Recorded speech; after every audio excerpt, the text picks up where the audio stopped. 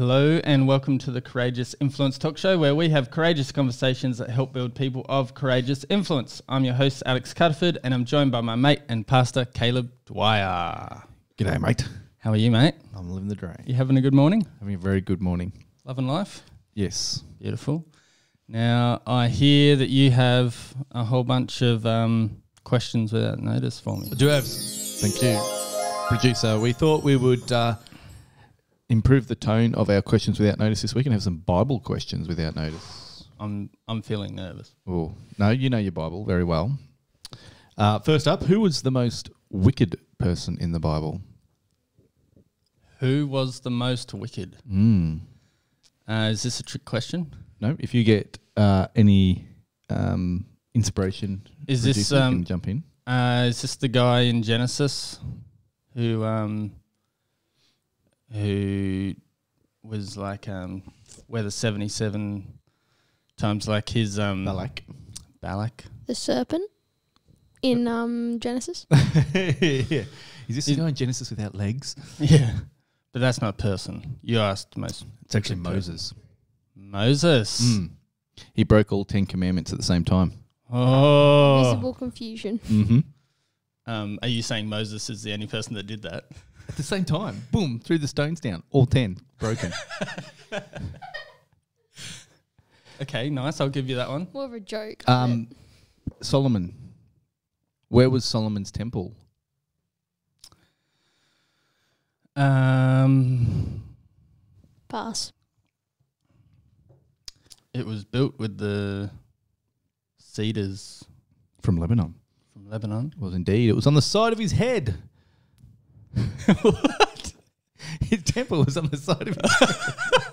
Oh man, I'm failing at these, but it's at least it's not disproving my Bible knowledge yet. Yeah, so far I feel like I know more than you, Caleb. No, I still don't feel confident. All right. What else have I got for you? I've gone blank. I had another one. I've lost it. Gee, well, I'm not going to remember much if you can't even remember the question. No. I should have written them down. Rookie mistake. Unbelievable. There you go. There's your fail, all wrapped up in one. My fail was Hold on, this might be too late already. a little late, thanks, producer. You're welcome. I've been Better late than never. I've been looking up sad dad jokes with the kids and having a bit of fun. Nice. Good one. How do you make a tissue dance? How do you make Sneeze into it. a tissue dance? Close. Put a little boogie in it. I was trying to find the connection word. Well done, Dad. No worries. You're nailing it. Nailing You're nailing fatherhood, clearly. Yeah, very bad. Got the dad jokes down pat. Uh-huh. Well, this is my question without notice for you. Mm-hmm. What place would you first travel to if you could teleport?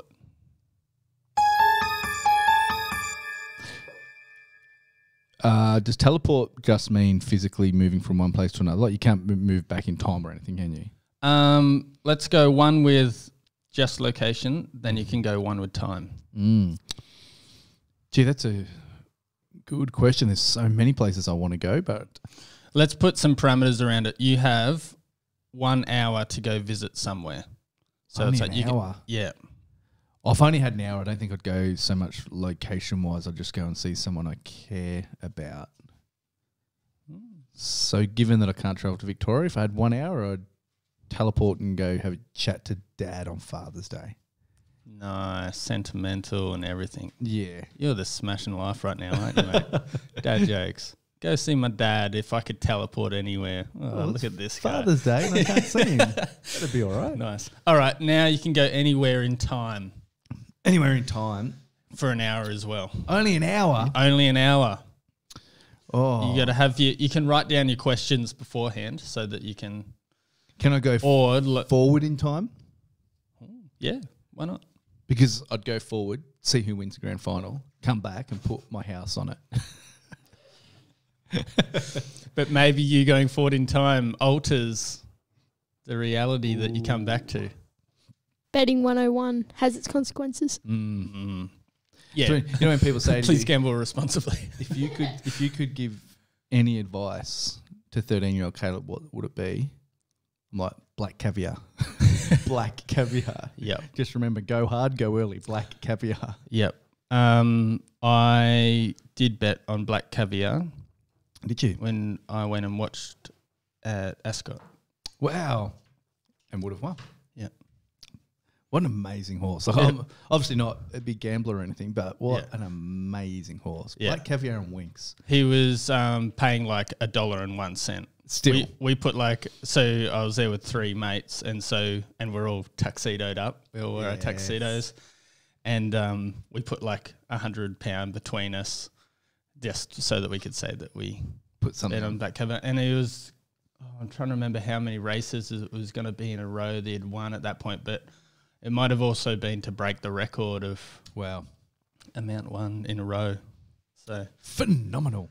that was For pretty the cool. first time ever, the producer has a question. Yes. Without notice. Whoa. What do you want for Father's Day? Oh. Good question. Father's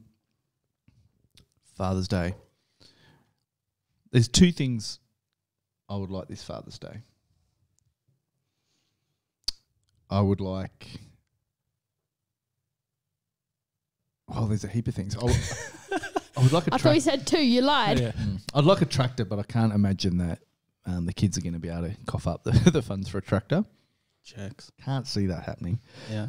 But you know what? This is going to sound very cliche, but the best thing on Father's Day is just the look on the kids' face when they give you the little thing that they've made. Yeah. That's just the bomb, and they're so proud of it, and they'll talk you through it, their little drawing or their card, or and that's the thing, like, because it is about family.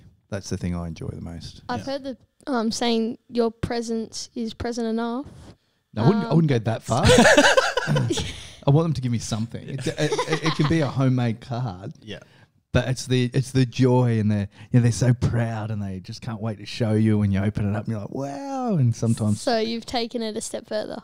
yeah, especially when they're little, you're looking at it and you need that explanation, but they're so excited they can't wait to give you the explanation. Yeah. Dad, that's you, and that's me, and that's Mum, and we're going for a walk by the lake, and you're like, And that's your bold spot. And thanks, kid. Yeah, you little jerk. yes. Not that Caleb has a bold spot. No. Generically speaking. So rather than a specific gift, I'm looking forward to just that hour or so of sitting down with them and doing the presents and having a laugh. And Yeah, nice. That's always- awesome. What day is Father's Day? always a Sunday. Always the Sunday. Can I share my favourite laugh? Yep. Few episodes ago, but still. I'll give that to my dad for Father's Day. Nice. Here's my laughter, Dad. So, do you have a life tip for us this week, mate? I did, and I didn't write it down. You didn't write down your life tip. I did. Is that your life tip? Always write stuff down. Always write it down. No, I've been doing a bit of reading again this week with some uni stuff, and it's a Peter Saccaro line. He's got a whole book around it.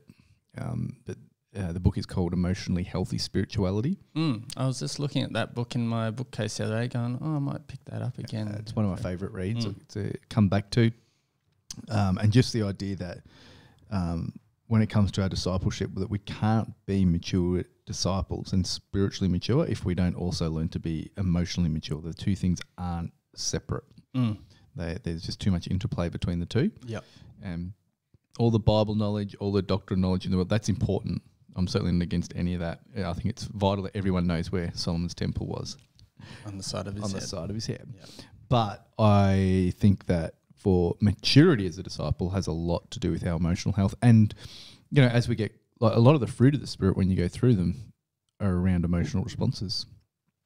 So, yeah, you cannot have spiritual maturity without emotional maturity. And that can take work.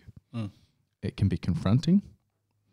And I think sometimes when we come to Jesus, we want, you know, people even call it their come to Jesus moment where you just want everything fixed. Yeah. And that's not the case. Yeah. And there are, whilst we are instantly, you know, the thing about Jesus, it's great. He doesn't just make bad things good. He makes dead things alive.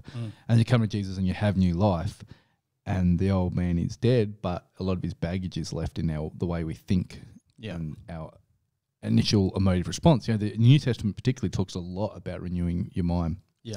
Another book I've been reading and rereading a lot this year is Rare Leadership. And they talk a lot in that around those really quick pathway mind responses that you have that are before your frontal lobe sort of kicks in and you appraise, cognitively, intentionally appraise the situation you've already got. For me, I might walk into a room that's crowded, and whilst I've come a long way in my tendency towards anxiety and shyness, there's still this moment where before I've even had a moment to cognitively go, hang on, you know how to work a room now. You can exist in this situation fine. You've done it plenty of times. Yeah. There's this thought that has already reached me and gone into my limbic system and everything, which creates that emotional response of you can't handle this situation. Yeah. And so learning to rewire the way we think in those moments takes time. Yeah. Sometimes it takes going back and figuring out why do I and confronting things from the past, why I think that way. And not to become navel gazing, but to get healing and move forward and begin to repattern our mind and think in different ways so that those quick patterns are actually healthy patterns. Yeah, yeah. I'm actually reading a book at the moment called Wired for Love, and it's sort of looking at the relationship dynamics and as well as the science of the brain, and how he sort of talks about the parts of the brain. So there's he sort of labelled them ambassadors for the frontal lobe and I've forgotten what he calls the sequence, but good. I've heard that before. Who wrote the book? Do you know? Oh, can't remember. Sorry, put you on the spot. Wired for Love, is it? Yeah, I'll have to look it up. But it looks at those initial responses you have, but that your ambassadors take a little bit longer to move because you've been wired for survival, and so those things act quickly because they're thinking that they're trying to keep you alive. Yep. Whereas your more developed brain takes a little bit longer to kick in, and so you've often already had a bunch of those messages come through. Right. And so he was just talking about that in the context of, just a relationship and how all the little cues that might set you off, just like the way someone breathes or exhales before they talk is sending, and it's wiring you for war. Right. And so, but then your more developed brain is actually wired for love, and it's trying to bring that healing, bring that peace into a situation. But then you've got other parts of your brain that are just there for war and survive. Mm-hmm. And so, it's an interesting thing that's going on there within ourselves of just what's physically happening inside of your brain. Yes. And the way that, you have to be, it helps so much to be aware of that. Yes. So you can recognize, that's what's happening. And then you can start to bring some of your other coping mechanisms in to start ciphering through that, thinking it through, and then finding a more appropriate response that actually brings you closer to people rather than pushing people away. And and there's plenty of research out now. I've been doing some work through my studies on attachment theory and how so many of those deep brain patterns get set really early on in those main relationships that we have. And it doesn't matter if you had the best parents or amazing parents who've done a great job. I'm incredibly proud of them, but you're still going to have some responses that, that's the way they responded when they were angry. Yeah. And so when someone begins to act in a similar way, your natural response is to get defensive or... and you're not thinking about it at all. No, it's just your body that does it. It's so deeply and you ingrained. Haven't, very deeply from early childhood. You learn a whole bunch of stuff, and even this from like one experience could completely shape the way your body just kicks into stuff. Yeah, so it's learning how to be aware of that. And the beautiful thing is the idea that we can rewire. And the more research they're doing, the more they're realizing, we can actually rewire some of that. It takes intentionality though. Yeah. And particularly if you had an incredibly, and not only, but often, if there's incredible dysfunction in early years and those emotional cues through no fault of the person, like as you say, it's a defense mechanism. Their flight and fight response is almost always on. Yeah. Then we see them as an adult and just think, they're always so flighty and a problem. And hang on, maybe actually there's some work that can be done there, deep work, and it's hard and it can be confronting. But if we do the effort to become emotionally mature, we can be so much more spiritually mature when you have both. It's that knowledge and And then there's just letting Holy Spirit work in us and seeing the fruit of the Spirit in us and then rewiring our brains. It's not a one pronged approach. We need to actually be just having a balanced approach to our life. And I think that's the thing that I'm passionate about. Whilst as a pastor, much of my work is around, our spiritual formation, but to realise that we can't do that in isolation, and that I also I don't think, and this just shows my hand a little bit in what I'm interested in, what I'm learning about, and where I'm heading in my vocation, partly, but to just leave the development of our mind in a vacuum and go, well, that's what the scientists and therapists can get on and do that, and we'll do the spiritual formation. We actually need people with a godly thinking in that other space as well. Yeah. And when I come across guys that are doing amazing work in there, I soak up as much as I can and trying to learn to apply it in my own life, and don't always get it right. Yeah. But certainly in the last number of years, there's been significant improvements. We were joking earlier, but even in Rennis and my relationship and my relationship with our kids, through learning a lot of this stuff about myself, being more aware, and then beginning to try and change the way I think. Yeah. Yeah. It's why do you think emotions are so intimidating for people to embrace and get more connected within themselves? I think, especially for guys, like culturally, we haven't done a good job. Yeah. And it's just a nonsense. Like, guys, we feel just as much as anybody. So I think there's definitely been that cultural thing that hasn't necessarily been helpful. And it is only a Western, particularly anything coming out of England sort of culture. I've got friends in Asia where they're much more, and then there's other Asian cultures that are more reserved. So, there's definitely that cultural element to it. But I also think because it is so complicated and it is so deep-rooted, and it happens, like you say, we're sometimes we're not even able to appraise it. And often what the church has done then is almost like emotion equals bad. You need to be controlled by truth and logic. But it's just not how humans work. Like, God created us as emotional beings. Yeah. And so what we need to do is actually learn to become healthy in our emotions and have our emotions and our thought life and our deep thought patterns that we're not even aware of formed by truth.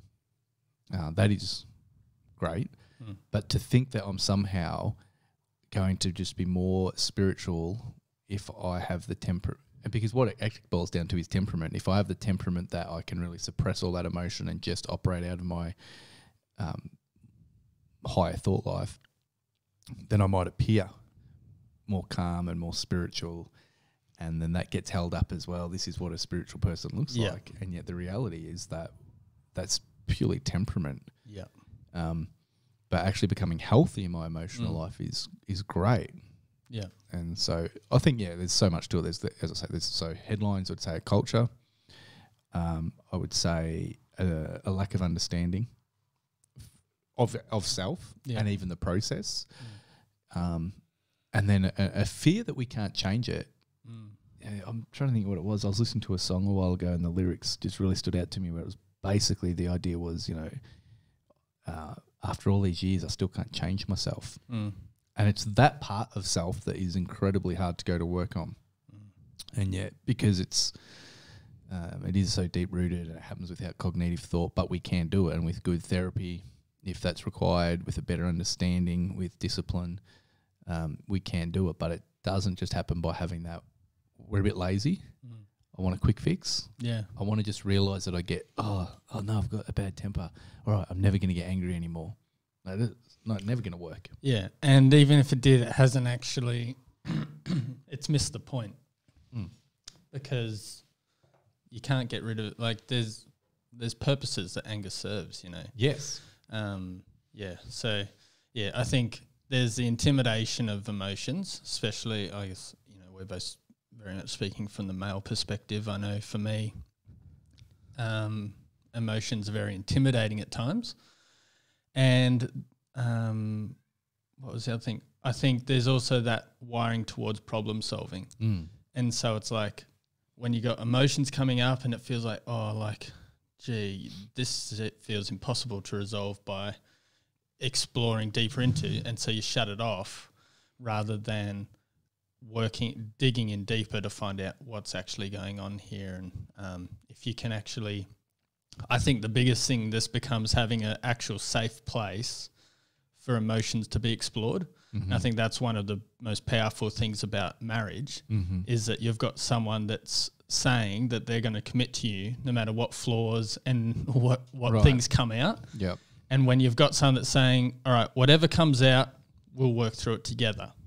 That's creating a safe environment that you can actually have the courage to explore yourself and your own emotions that you've often shut down out of fear, not just from someone else's rejection, but fear of, what if I discover that I'm horrible? What if I discover I'm terrible, you know?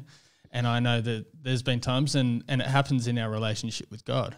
There's stuff that we're not bringing to him. We have the head knowledge that God knows everything about us, but we still hold on to things because we're like, if I acknowledge this in front of God, he's going to reject me because this is horrible. And so you hide it away from him and you hide it away from yourself. Yeah, I think that's a massive thing, that we're often hiding it from ourselves. Yeah. Afraid to face it. And yet the irony is, and marriage is just the beautiful reflection of our relationship with God. Like, as you say, we're in this marriage and it's for better or worse. And even if you do discover something that, well, that's really disappointing. I thought I was better than that. Like, it's such a humbling moment, isn't it, when you go, wow, I actually thought I was a 6 in that area, but I'm still a 3. Yeah. I've really got to own that. That can be really confronting.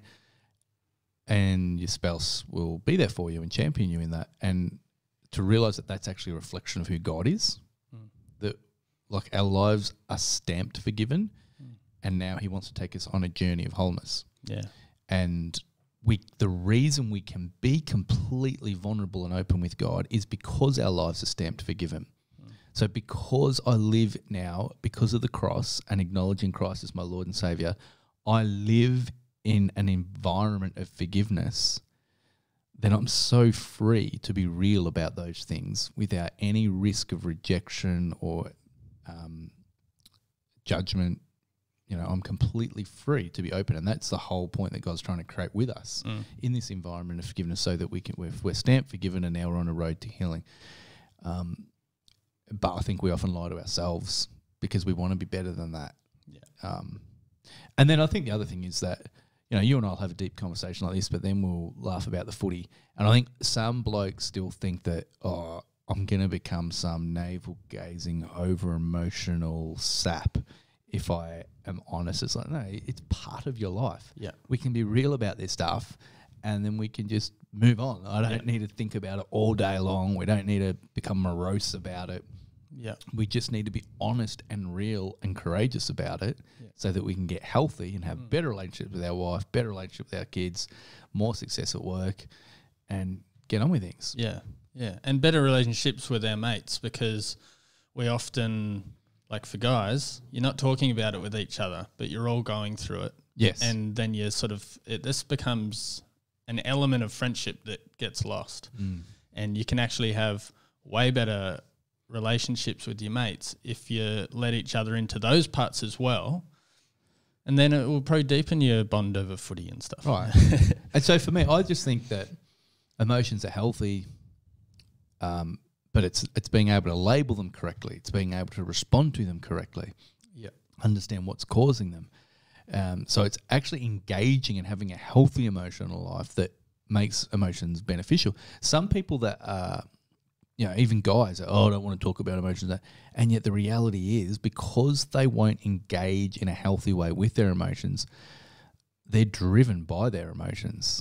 They're actually all out of sea according to their emotional state on any given day. You know, they're often angry and moody and overdriven and, well, I'm not talking about my emotions. Well, actually, right now you're being quite emotional, right? Right now you're being completely driven by emotion because you don't have the capacity, the emotional maturity. You haven't learned the skill to go, actually what I'm feeling right now is fear. And it's a legitimate fear of being exposed publicly. Nobody wants that, but I'm actually sitting with a couple of good mates, so it's okay to be a bit more exposed right now, and working your way through it. Instead, you're being completely driven by the very thing you're denying. And I don't want to be driven by emotion. I want to be informed by emotion. I want to experience emotion. I want to enjoy emotion. even bad emotions. It's so an example would be I had a conversation the other day with a friend about my grandfather, and I thought about granddad for a bit, and it's not like you enjoy being sad, but sitting with that sorrow for a bit and missing him keeps that bond alive. Yeah. And that's important to me, and I'm able to feel that. I'm able to label it. I know this is sorrow. This is, gee, I wish there was a couple of conversations. Actually, where it came up, a friend of me told me that they gave their grandmother a book for Christmas, and it had all these things where they'd write a little bit about their childhood and all these questions, and then they'd write, random things that you never knew about their first job and their first, and they write that and give it back to you, and then you've got it forever. Yeah. And I was like, oh, if I'd known about that 18 months ago, I so would have given one to my grandfather. That's a brilliant idea. Yeah. And so I just had this moment of missing, but it's actually helpful for me to experience that again, feel it, know what it is, because it reminds me that I love my granddad. He is still a part of me. He will always be a part of me. Yeah. And then I can put it down and move on and get on with my day, but I'm not haunted by it because I've actually engaged with it. Yeah. Yeah.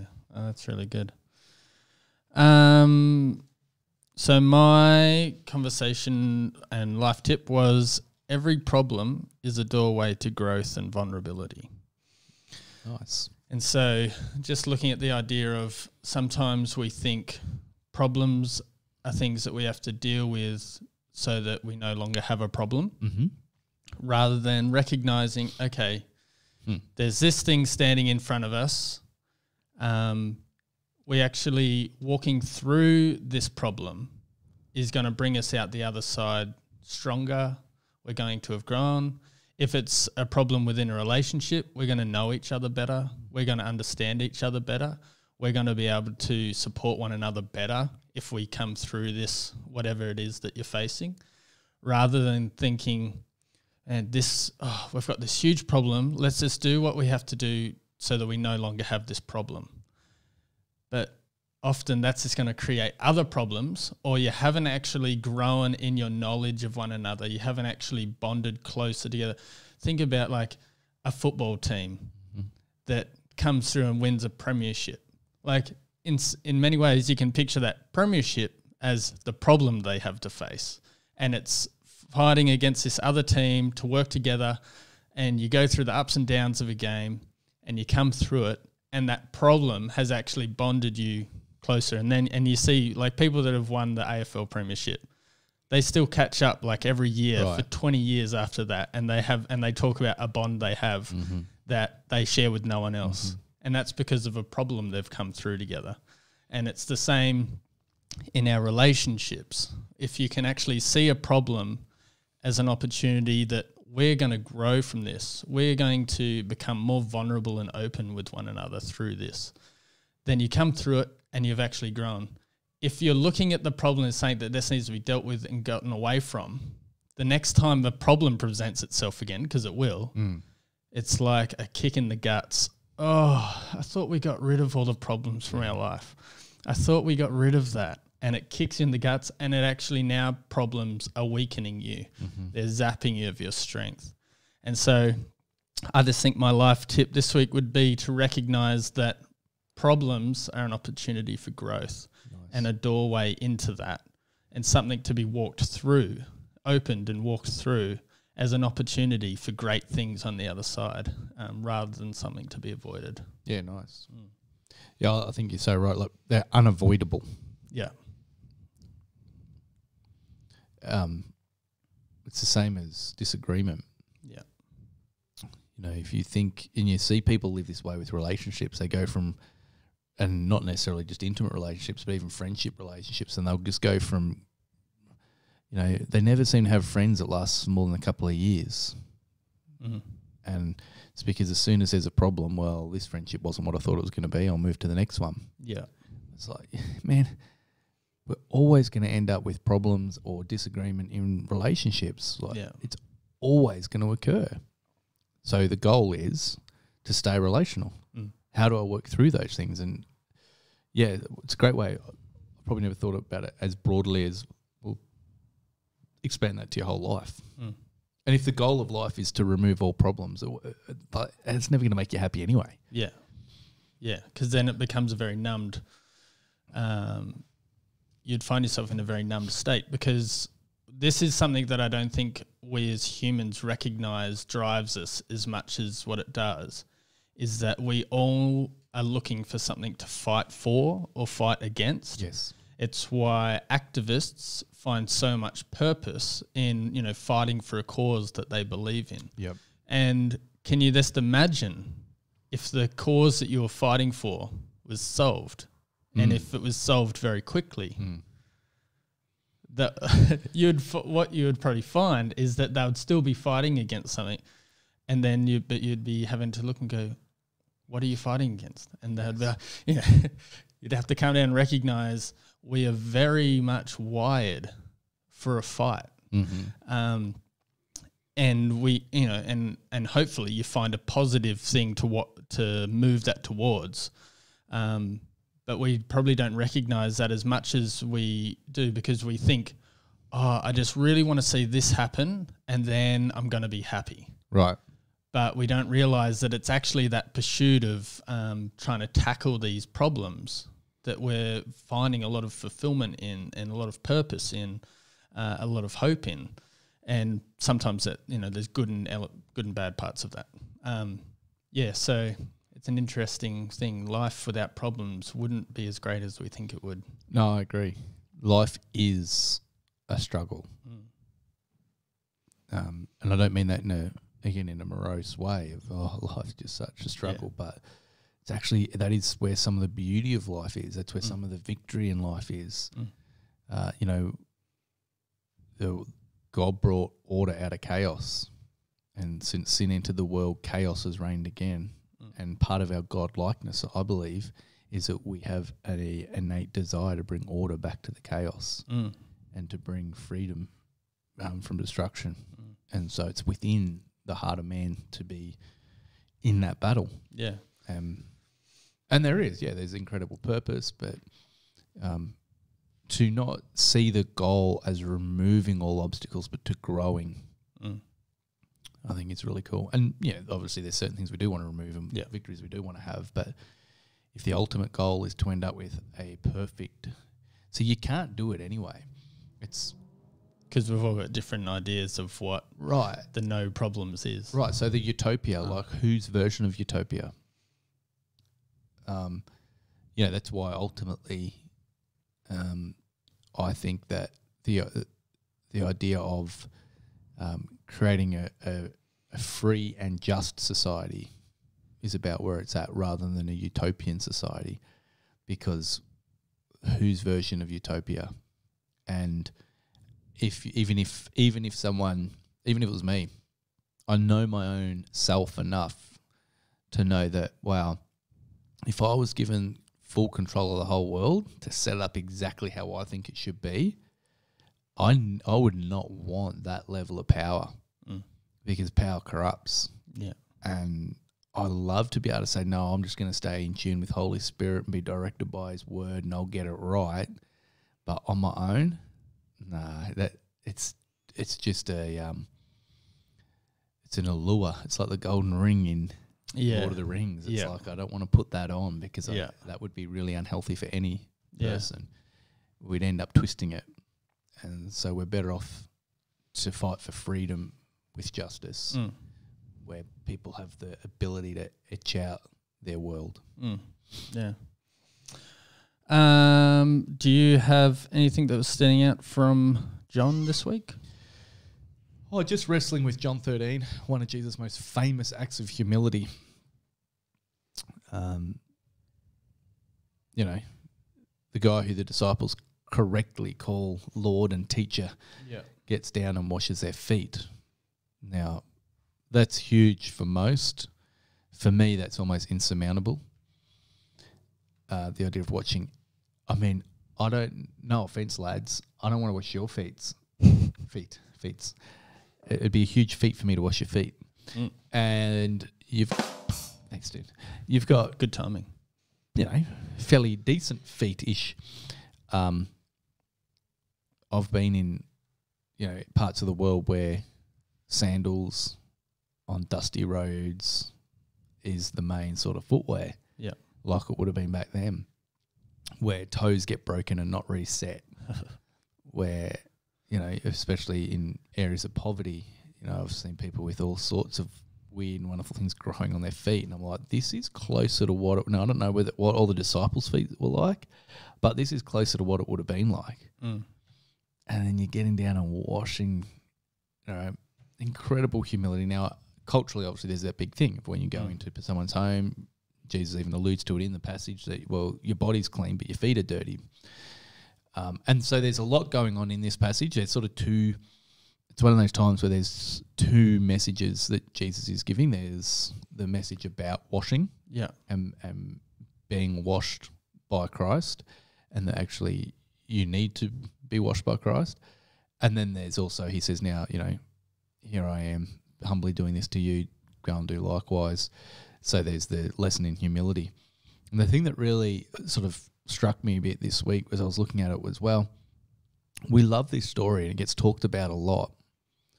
But when you translate it back to day-to-day life, we like the idea of servant leadership, particularly for our leaders. We might be okay with the concept of servant leadership ourselves, but often where we begin to push back is where the rubber hits the road, when it costs us something. You know, and I'm not talking about having no boundaries as a leader. I'm not talking about being a doormat as a leader. We do actually have to lead, and Jesus was a very strong leader, and yet there was times of incredible humility and serving. I mean, his whole life was about service. And I just thought, it's one of those concepts that's so easy to talk about. It's so well known, and it's easy to talk about it in an abstract manner. But when I bring it back to my daily life, you know, how do I feel when I get interrupted? How do I feel when, you know, you spend a lot of time and effort that's not recognised?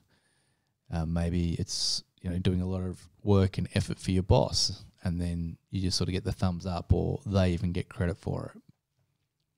How do I go with those situations? Because that's often where the rubber really hits the road with this sort of stuff. And so just reflecting on that personally and going, I don't want to pay lip service to this.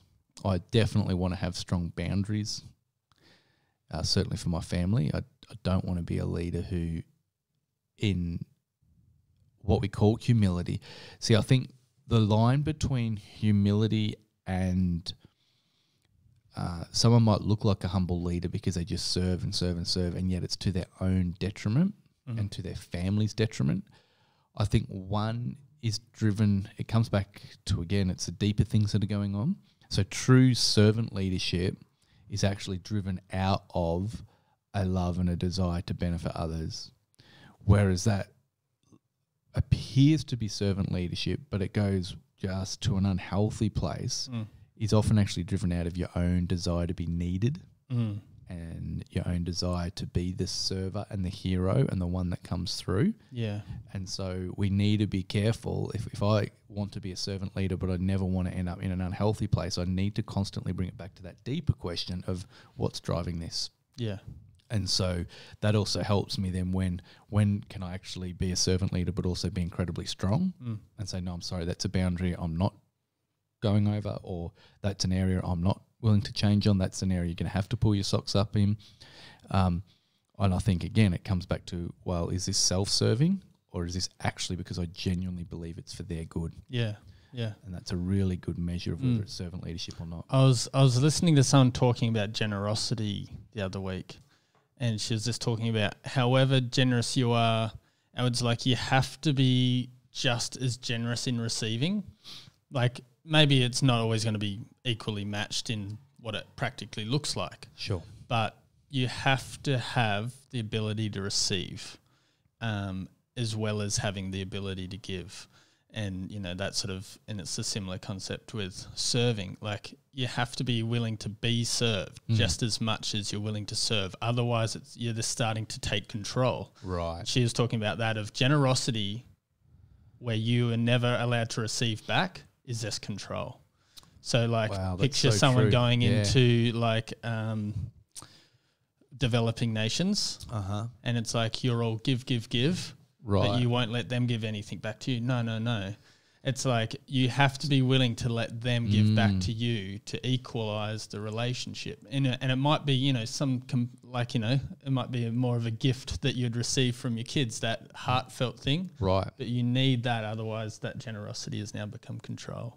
That is a great way of, it's often something I've wrestled with and thought about, that people use their generosity for control. And I've seen it, you know, firsthand. And a place where it's been done terribly in the past is the missions field. Yeah. And, you know, we talk a lot with our mission partners that they are our partners. Like we're equal partners and we're working together and learning from one another. And there's things that we're able to bring to the table, usually being a resource that they don't have.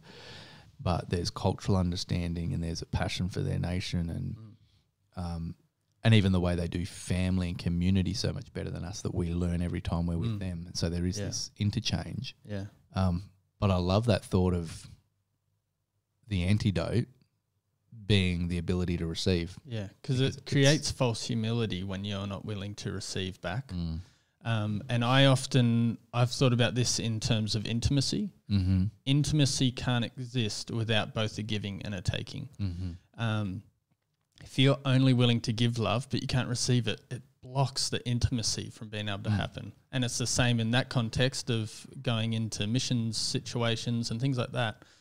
You can, if you're both willing to give and receive, then you can form these bonds and these relationships with people, and then you're actually getting to the point of all of this, of, you know, helping people discover their worth and their value and building one another up, and you're coming away changed and they're able to have something that's allowed them to grow and start to flourish, and all of these things. Like in most areas of life, there's a balance that needs to be found, and there's often that thing of give and take, whether it's in generosity or serving, or in your relationships as well. Yeah. So I've even had friendships, and it doesn't last, where someone always wants to do something for you, but you're never allowed to do something back for them. Yeah, it just feels hollow, doesn't it? Yeah, it just blocks it. You know that it's like, you know that you're not getting their full genuine self. Yeah. And so it puts a block there between that relationship, and it's like you can't actually appreciate the things that they're doing. Yeah. That's a really interesting thought, and something I want to wrestle with more, because I think it applies to a whole host of areas in life. Yeah. The ability to both contribute, which stops an artificial hierarchy. Yeah.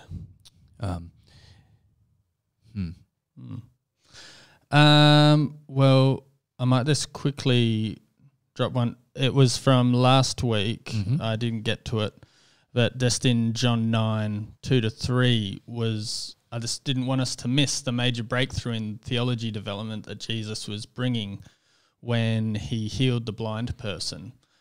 He's knelt down in the ground and he's spat in some dirt and he's wiped it on his eyes. He's gone away and he's become healed, and everyone knew that he had been blind from birth.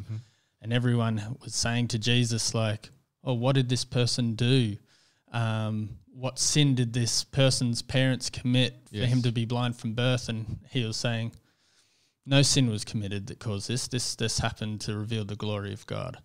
And that was just a powerful moment where Jesus was starting to break some of the theology around sin and the way people might be, you know, cursed from someone else's sin, and people being basically born already written off. And Jesus was starting to put a real big crack in that moment. And so I just didn't want us to miss, because we often just go, oh yeah, of course it wasn't sin that caused him to be born blind. Right. It was earth shattering for them. Yeah. But Jesus was that, and we are just living in the benefits of some of those things that Jesus broke. So definitely. Yeah. I might next week we'll come back to this around. I wanted to have a look at Mary and Martha, and there's some of the growth that seemed to be happening there that you can pick up from the stories back in Luke, some of his interactions with Mary and Martha, and then some of the interactions happening in John. But we'll come back to that next week when we have some more time to dig into it. Sounds fun. But thanks for listening, everyone. Hold on, and we're forgetting something. Oh, we're forgetting something. The fails for this week.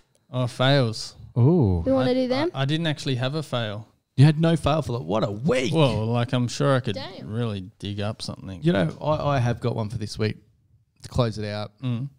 And it's an ongoing, that's why I wanted it. He just wanted the sound effect. It's an ongoing fail that is driving me absolutely up the wall. Mm.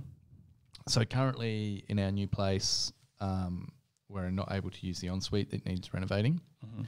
So I have to walk downstairs to the secondary bathroom. Mm-hmm. But for the rest of the day, that area is blocked off, stays cold, towel doesn't dry. So I bring my towel back up, put it on the clothes horse in front of the fire or over the foot of our bed where the sun shines in. Mm-hmm.